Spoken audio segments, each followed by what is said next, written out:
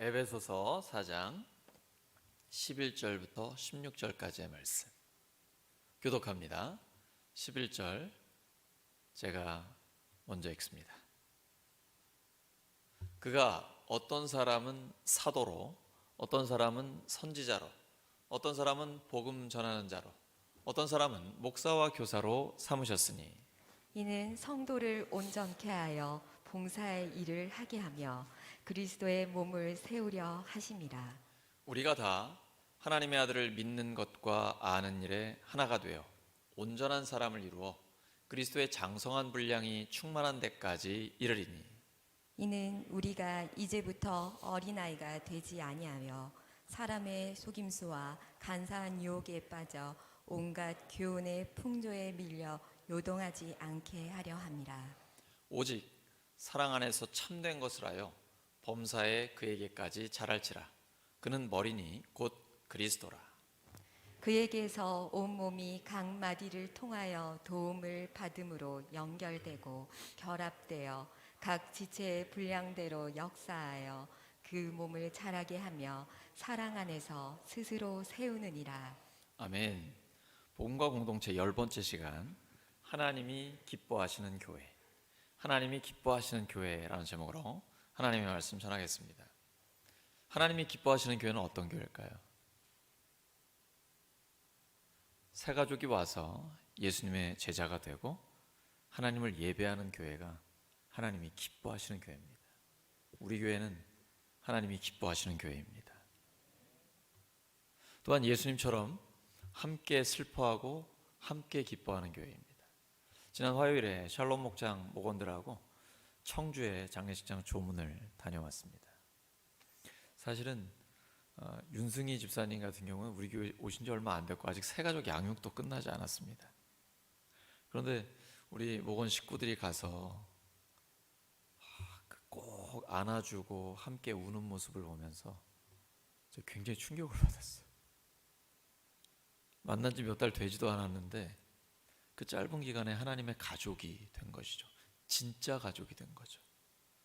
함께 슬퍼하고 같이 울어주고 그것이 진정 마음으로 전해주는 위로가 되는 것을 제가 보았습니다.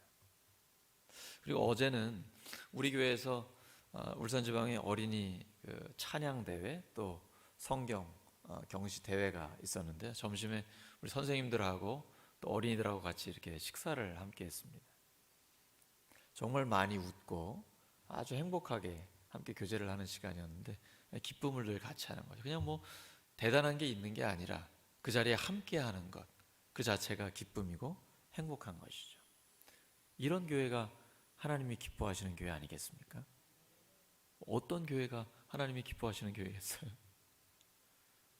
네, 하나님께서 우리 교회를 점점 더 예수님을 닮아 하나님이 너무 기뻐하셔서 춤추시는 그런 교회로 만들어 주실 것입니다. 우리 그리스도인들의 목표는 예수님의 장성한 분량이 충만한 데까지 이르는 것입니다. 성숙해지는 것이죠. 가슴으로 뜨겁게 예수님을 믿고 머리로는 성경의 근거에서 정확하게 예수님을 알고 하나가 되는 것입니다. 곧 복음으로 하나가 되는 겁니다. 그리고 그리스도의 장성한 분량이 충만한 데까지 자라는 것입니다. 신앙생활은 졸업이 없습니다. 얼마나 좋아요. 겉사람은 늙어지지만 속사람은 날로 새로워지고 점점 더 예수님을 닮아가는 것이죠. 여기에 우리의 행복감이 있는 것입니다. 군대의 목표는 국민을 보호하고 전쟁 발발 시에 반드시 승리하는 것입니다. 그런데 군대에는 다양한 병과들이 있죠.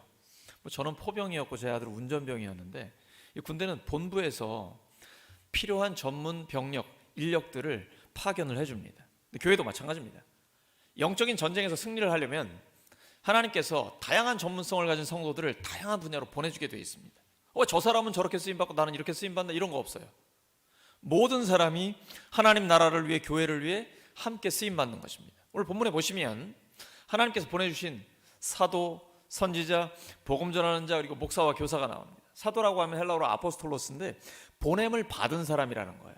그러니까 한 군데에서 저처럼 이렇게 지역교회에 정착해서 목회를 하는 게 아니라 복음을 듣지 못한 곳에 가서 복음을 전하고 또 거기에 교회가 세워지면 그 다음 장소로 또 이동하는 거예요. 이런 사람을 뭐라 그러죠? 선교사라고 하죠. 대부분 선교사들이 이런 일을 합니다. 해외에 나갔을 때 그 지역에 복음을 전하고 그 지역민을 통해서 교회가 세워지게 되면 또 다른 교회를 개척하고 계속해서 이렇게 나가는 선교사의 역할을 하죠. 선지자는 하나님 말씀의 대변인이라고 보시면 됩니다. 오늘날의 설교자로 보시면 되겠고요. 복음 전하는 자, 모든 성도가 다 복음을 전하는 자죠. 근데 특별히 복음을 전하는 은사를 받은 사람들이 있습니다. 우리 교회도 보시면 그렇잖아요. 시도 때도 없이 계속 복음을 전하고 눈이 오나 비가 오나 복음을 전하는 그 복음 전하는 자가 있지 않습니까? 그런가 하면 목사와 교사는 헬라어를 보면 한 사람, 하나의 직분을 맡은 사람을 목사와 교사라고 해요. 그러니까 말씀을 해석하고 또 목회를 하는 전문가들입니다. 근데 여러분, 사도, 선지자, 복음 전하는 자, 목사와 교사 공통점이 뭡니까? 네, 말씀을 전문적으로 담당하는 사람이에요. 오늘날로 보면 신학 교육을 해가지고 그 말씀의 전문가를 가리키는 것입니다. 하나님께서 왜 이런 사람들을 세우셨을까요? 그 목적이 본문에 나오죠. 12절에 보시면 이는 성도를 온전하게 하여 봉사의 일을 하게 하며 그리스도의 몸을 세우려 하시며. 이 중에 목회자의 일은 무엇이고 평신도의 일은 무엇일까? 제가 평신도란 말을 사실 좋아하지는 않는데 목회자와 구분하기 위해서 그런 것입니다. 그냥 양해해 주시기 바랍니다. 이 중에 신학교육을 받은 전문 목회자가 하는 일은 무엇이며 또 평신도가 하는 일은 무엇일까요? 잘 아시죠? 일단 목회자가 하는 일은 성도를 온전하게 하는 겁니다. 여러분 본문을 잘 읽어보시면 구분되어 있습니다. 말씀 전문가인 목회자들이 하는 일은 성도를 온전하게 만들어주는 거예요. 훈련시켜드리고 은사를 발견하고 그 은사를 활용할 수 있도록 기회를 드리고 장을 열어드리는 겁니다. 우리 교회 같은 경우에 목장이 제일 좋아요. 우리 평신도들이 목장에서 직접 목회를 할 수 있고 또 모든 성도들이 다 사역을 할 수 있게 해요. 말씀의 은사가 있는 분은 가르치시면 되고 또 긍휼히 여기는 마음이 크신 분은 돌보는 일을 하고 아주 지혜가 번뜩이는 분이 있어요. 다른 사람의 필요를 잘 아시는 분이 있으면 권면하고 상담하는 일을 하고 또 찬양의 은사가 있으면 찬양을 담당하면 되고 이렇게 대그룹으로 모이면 모든 사람이 다 할 수 없지만 목장에서 소그룹으로 모이면 모든 목원들이 은사에 따라 다 사역을 감당할 수가 있어요. 이게 바로 교회예요. 목회자는 이렇게 성도를 온전하게 하는 일을 합니다. 그러면 평신도는 뭘 할까요? 봉사란 헬라어로 디아코노스, 이게 섬긴다라는 뜻입니다. 곧 하나님이 주신 성령의 은사를 따라 각자가 자기의 일로 교회를 섬기는 거예요. 그래서 목장을 세우고 교회를 전체를 세우는 거예요. 그 일을 하는 것입니다. 이렇게 목회자와 성도가 사역을 분담해가지고 함께 동역하고 함께 사역하는 교회가 건강한 교회예요. 그리고 하나님이 기뻐하시는 교회가 될 수 있는 것입니다. 에베소서 4장 3절입니다. 시작. 형 안에 매는 줄로 성령이 하나 되게 하신 것을 힘써 지키라. 이렇게 바울이 평안에 매는 줄로 성령이 하나 되게 하신 것을 힘써 지키라고 하는 이유가 있어요. 왜냐하면 힘쓰지 않으면 갈등과 분열이 생기기가 쉽습니다. 사람이 모인 곳에 다양한 갈등과 어려움이 있는 건 당연한 것입니다. 근데 이걸 어떻게 해결하느냐? 곧 교회의 능력, 그 건강함에 척돌한 문제 해결 능력이 있느냐? 이걸 보는 것입니다. 그래서 힘써 지키라는 겁니다. 우리가 내 본능이나 내 생각, 내 뜻을 따르지 말고 성령의 생각, 하나님의 뜻에 집중해서 힘써 지킬 때 교회가 하나가 됩니다. 사도행전 6장을 보시면 교회가 폭발적으로 부흥했습니다. 사람이 너무 많아졌어요. 그러니까 사도들 몇 명, 전문 목회자들 몇 명을 가지고 교회 전체를 목회를 할 수가 없는 거예요. 그래서 어떻게 했습니까?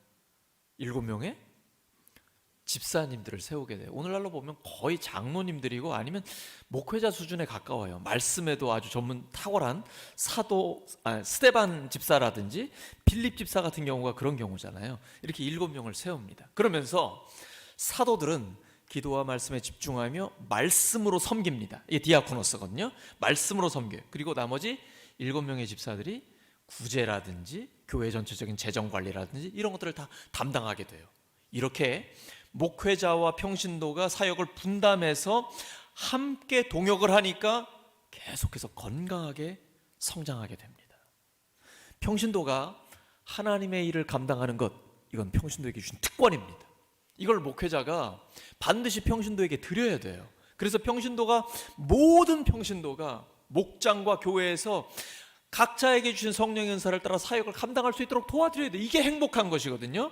신앙생활이라는 것은 단순히 그냥 예배를 드리고 끝나는 게 아니라 삶이 예배가 된다는 것은 우리의 모든 삶의 자리에서 이렇게 쓰임 받는 것입니다. 하나님 나라를 위해 쓰임 받는 것입니다. 그러면 교회 일만 하나님의 일이냐? 아니에요. 가정과 일터에서 모두 하나님 맡겨주신 그 일을 할 때 24시간 365일이 모두 다 하나님께 쓰임 받는 일이 되는 것입니다. 이때 우리가 기억해야 될 단어가 있어요. 헬라어로 에이레네, 히브리어로 샬롬입니다. 평강이에요. 근데 평강은 평화라고도 해석이 되지만 동시에 질서라고도 해석이 됩니다. 우리 성경을 보면 질서라고도 번역을 해놨어요. 고린도전서 14장 40절입니다. 시작. 모든 것을 품위 있게 하고 질서 있게 하라. 이 질서가 에이레네인데 샬롬, 평화입니다. 곧 하나님은 평화의 하나님이십니다. 다른 말로 하면 질서의 하나님이세요. 무질서는 하나님이 기뻐하시는 게 아닙니다. 그런데 교회는 그렇다고 해서 경직되어 있으면 안 됩니다. 공산주의는 아니에요. 다양성 속의 일치예요. 특별히 교회 존재의 목적이 무엇입니까? 영혼을 구원해서 제자 삼고 예배자로 세우는 것입니다. 그러니까 우리 안에는 새 가족이 있고, 특별히 교육기관 보시면 그냥 엄마 아빠 등살에 끌려 나온 애들도 많고, 교회 하면 뭐가 생각나냐면 엄마랑 주일 아침에 싸우는 거, 자녀들하고 다투는 거, 이런 거잖아요. 그러니까 우리 안에는 예수님을 아직 믿지 않는 사람도 있고 성경을 잘 모르는 사람도 있고 성경을 믿지 않는 사람들도 있거든요. 이걸 그냥 자연스럽게 편안하게 받아들이시면 됩니다. 그러다 보면 성령의 역사를 통해 변화가 일어납니다. 변화를 누가 시킵니까? 교사가 시키려고 하면 힘들어지는 거예요. 그리고 애들과 싸우게 되는 거죠. 서로 힘들어지게 됩니다. 변화는 성령님이 시키십니다. 제일 중요한 건 내가 변하는 겁니다. 아이들이나 다른 사람을 변화시키려고 하지 마시고 내가 변하면 됩니다. 다른 사람은 성령님이 변화시키십니다. 성령님이 나도 변화시키셨는데 다른 사람을 변화 못 시키시겠습니까? 그렇게 믿음이 없습니까? 아니죠.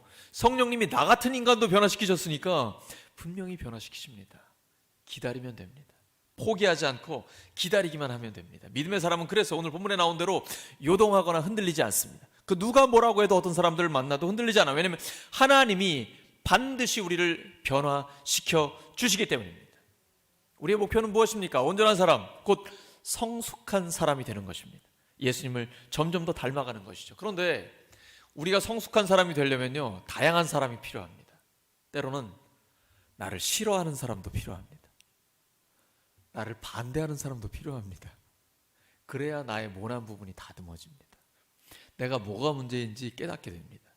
그래서 나를 싫어하는 사람은 고마운 사람입니다. 나를 반대하는 사람에게 감사하시기 바랍니다. 옆 사람 축복해 주시기 바랍니다.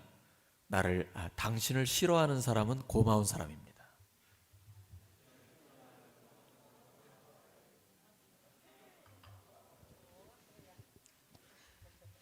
저는 이 말씀이 얼마나 복음인지 몰라요. 나를 싫어하는 사람, 나를 반대하는 사람, 또 내 생각과 다른 사람, 이런 사람이 존재한다는 게 굉장히 감사한 일이에요. 그걸 통해서 나를 철저하게 관리하게 합니다. 나를 싫어하는 사람이 있다는 것은 나한테 뭔가 문제가 있으면 그것 때문에 내가 더 힘들어질 수 있거든요. 그러니까 모든 부분에 철저하게 관리를 하다 보니까 온전한 사람, 성숙한 사람이 되는 거예요. 또 내 생각과 반대하는 사람이 있잖아요. 그럼 그 반대하는 사람 때문에 한 번 더 생각하게 되는 거예요. 이게 하나님의 뜻이 맞나? 지금 내가 생각하고 있는 것이 하나님이 기뻐하시는 뜻, 선한 뜻이 맞나를 한 번 더 생각하게 되고, 그러면서 맞다면 확신 가운데 나아갈 수 있는 것이고, 아니면 수정을 하게 되는 것이죠. 그렇기 때문에 나를 싫어하는 사람, 나를 반대하는 사람은 고마운 사람입니다. 그러니까 이전에는 왼수같이 생각했는데 그러면 안 되죠.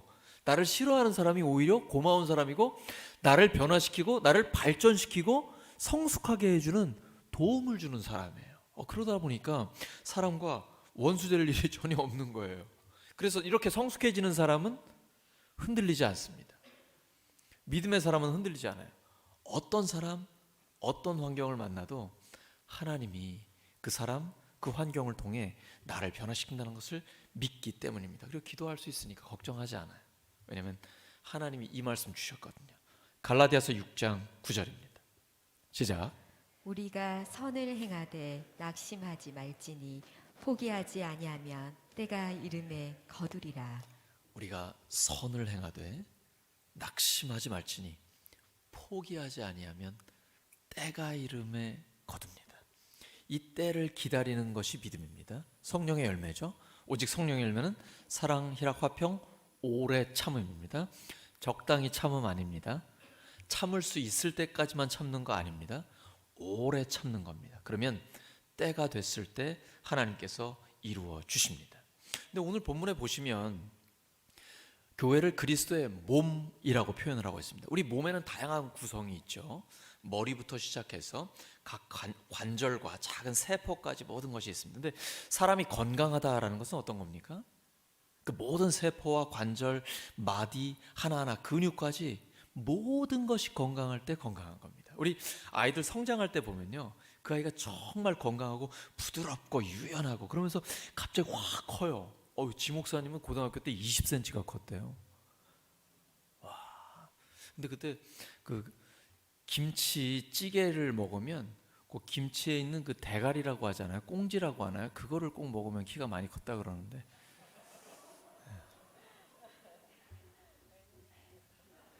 박 목사님은 아니라고 그러는데 저는 좀 후회가 되더라고요. 제가 그거 안 먹었었거든요. 근데 여러분, 몸이 건강하다는 건 모든 부분이 다 건강하다는 거예요. 그렇죠? 어디 한 군데 아프면 안 돼요. 그래서 교회는요, 유아부부터 장년부까지 모든 부서와 모든 성도들이 다 건강하게 예배하고 하나님의 일을 감당해야 건강해요. 어디 한 군데도 병들면 안 돼요. 근데 어디가 아프면 함께 아픈 게 정상이에요. 우리는 혈연 가족이 아니라 예수님의 피로 이루어진 가족이잖아요. 그래서 의지적인 사랑이 필요합니다. 사랑하는 마음이 들면 사랑하고 친한 사람들이랑 사랑하고 이렇게 말씀하시지 않았어요. 그건 누구나 할 수 있는 겁니다. 명령입니다. 내가 너희를 사랑한 것 같이 너희도 서로 사랑하라. 이 말씀이 여기서 이루어집니다. 오늘 본문에 에베소 4장 16절입니다. 시작. 그에게서 온몸이 각 마디를 통하여 도움을 받음으로 연결되고 결합되어 각 지체의 분량대로 역사하여 그 몸을 자라게 하며 사랑 안에서 스스로 세우느니라. 아멘. 자, 보시면 지금 마디, 온몸, 연결, 결합 다 나와요. 세포, 근육, 신경 하나하나입니다. 그러니까 교회의 모든 성도들은 단순히 어떤 관람자 아니면 예배에 참석해서 그냥 듣는 사람이 아니고 모든 성도들이 하나님 나라를 위해 쓰임 받는 거예요. 그것이 교회일 수도 있고 목장과 가정에서도 마찬가지입니다. 혼자서만 예수님 믿고 천당 갈 티켓 따는 것, 이것이 신앙생활이 다가 아니라 예수님을 믿고 구원받으면 각자의 자리에서 함께 하나님의 일을 감당하는 것입니다. 첫째는 기도, 그리고 성도들과의 교제, 이 모든 것을 통해서 교회 전체가 건강하게 되는 것입니다. 이를 위해서는 목장이 굉장히 중요하고요. 그리고 우리 교회는 참 건강한 편인데 좀 더 건강하려면 남자 성도들이 참여할 수 있도록 계속해서 격려하고 장을 열어주셔야 돼요. 아직도 예수님을 믿지 않는 남편이나 남자분들이 많이 계시거든요. 그래서 우리 교회가 지금 축구를 하려는 이유가 거기에 있습니다. 제가 축구장에 가보니까 지금까지 보지 못한 남자들이 막 때로 몰려오는 거예요. 대구에서 날라오고 막 이래요. 그래서 빨리 축구 시작해야 됩니다. 여러분, 그 미국의 하버드대에서 가장 인기 있는 강의가 뭡니까? 행복학입니다. 탈벤 샤하르 교수가 강의를 하는데 행복이란 무엇인가 라는 그 책을 읽어보면 핵심이 자존감이에요. 행복의 핵심 요소는 자존감이에요. 자아를 존중하는 감정인 거죠. 근데요, 에베소 2장 10절을 보면 우리가 하나님이 만드신 것이라고 되어 있습니다. 이게 헬라어로 포이에마인데 작품, 걸작이라는 뜻입니다. 나는 하나님의 작품입니다. 거울 보시면 그런 생각이 드십니까? 나는 하나님의 작품입니다. 네, 하나님께서 나를 하나님의 작품으로 만드셨고 그리고 만들어 가고 계십니다. 미완성입니다. 점점 더 하나님의 작품이 되는 것입니다. 기대하십시오. 내일의 나는 또 달라질 것입니다. 하나님께서 하나님의 작품으로 우리를 만들어 이 땅에 보내셨고 하나님의 작품으로 만들고 계십니다. 이보다 더한 자존감이 어디에 있습니까? 그래서 예수님을 믿는 사람은 행복할 수밖에 없습니다. 하나님이 우리를 하나님의 작품으로 만들어 주셨기 때문입니다. 에베소에는 두 개의 기둥이 있어요. 헬라어로 피스토스, 악시오스입니다. 피스토스는 믿는, 그리고 믿을 수 있는 이라는 뜻이에요. 그리고 4장 시작되면 악시오스는 뭐뭐답게 라는 뜻이에요. 예수님의 제자답게, 하나님의 자녀답게 살아간다는 거예요. 종합해보면 예수님을 믿는 사람은 믿을 수 있는 사람이고 예수님의 제자답게 하나님의 자녀답게 사는 사람이에요. 이것이 바로 교회입니다. 교회는 에클레시아라는 헬라어잖아요. 이건 단순한 단체 아니에요. 어떤 이런 장소를 얘기하는 것도 아닙니다. 사람들의 모임이에요. 예수님을 믿을 수 있는 사람이 됐고 예수님의 제자답게 하나님의 자녀답게 사는 사람들의 모임입니다. 그래서 성경 전체에서 에베소서가 교회론의 핵심이 되는 책이에요. 바로 예수님을 믿는 제자들이 예수님의 제자답게 살아가는 그 사람들의 모임을 가리키고 있는 것입니다. 근데 이게 여전히 우리는 부족함을 우리가 느끼잖아요. 예수님의 제자되지 못한 우리의 모습을 봅니다. 하지만 걱정하지 마십시오. 계속해서 도전해 가는 것입니다. 실패를 두려워하지 마세요. 그리고 이미 내가 다 거룩한 척, 장성한 척 할 필요 없습니다. 그냥 내 모습 그대로 나아가면 하나님께서 우리를 계속해서 변화시키고 성장시켜 주십니다.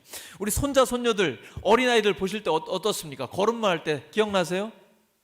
제 아들은 돌이 딱 됐을 때 서서 걸었거든요. 그 전에 걸음마를 할 때 보면 어떻습니까? 걷다가 넘어지고 계속 쓰러집니다. 그런데 그 어린아이들이 걷는 걸 두려워하나요? 실패를 두려워하지 않습니다.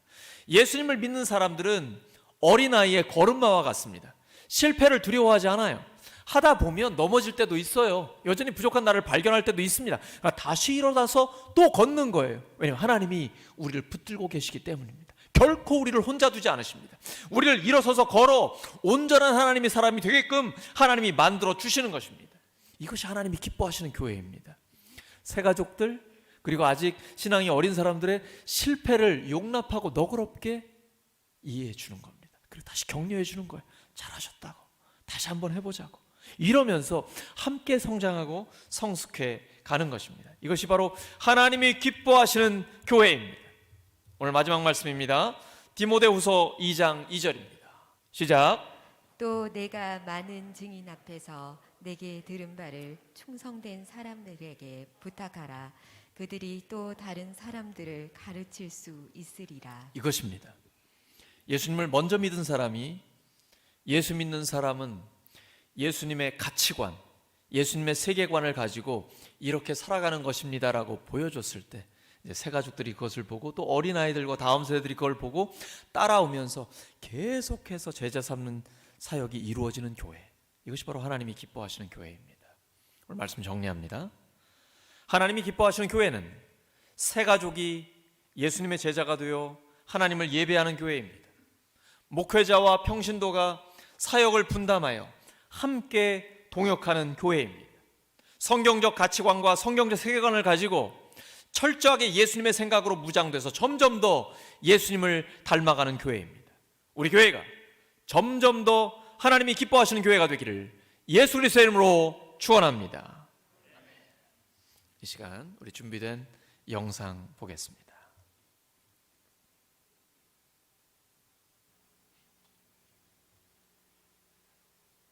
첫 번째 등록하신 권사님이더라고요.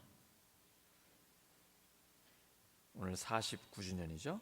영상 본 뒤에는 성찬 예식이 있습니다. 준비해 주시기 바랍니다.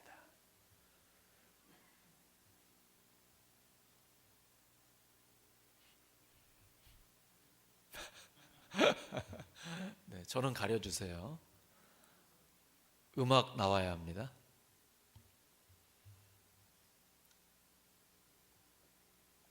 제가 목이 타네요.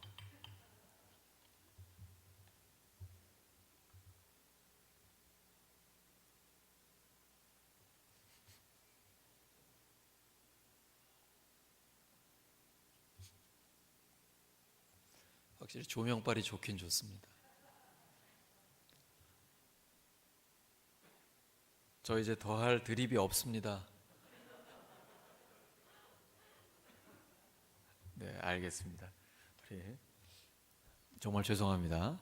준비는 다 미리 됐는데 뭔가 방송실에 어려움이 있는 것 같습니다. 영상이 좀 가끔 힘들 때 있거든요.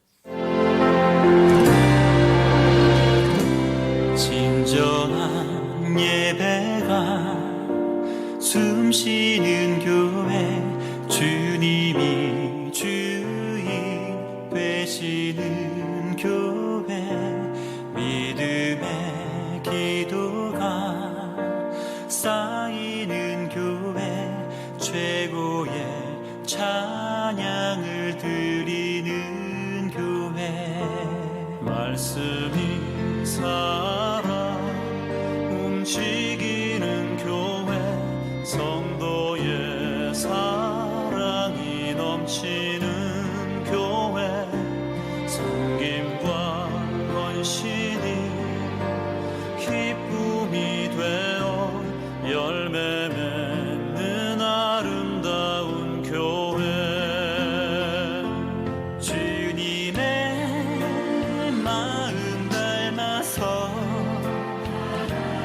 이웃을 사랑하는 교회, 주님의 영광을 위해서 빛 되신 주님 전하는 교회,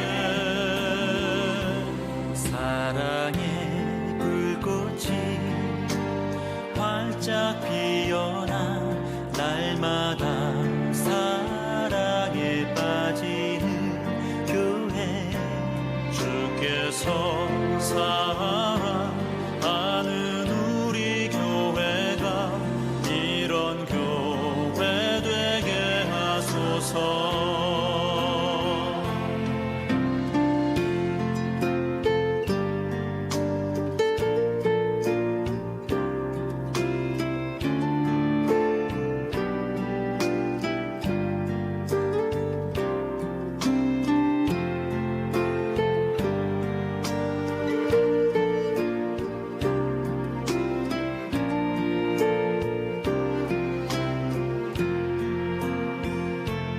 말씀이 살아 움직이는 교회, 성도의 사랑이 넘치는 교회, 섬김과 헌신이 기쁨이 되어 열매 맺는 아름다운 교회, 주님의 마음 닮아서 이웃을 사랑하는 교회, 주님의 영광을 위해서 빛 되신 주님 전하는 교회, 주께서 사랑하는 우리 교회가 이런 교회 되게 하소서. 주님의 마음 닮아서 이웃을 사랑하는 교회, 주님의 영광을 위해서 빛 되신 주님 전하는 교회,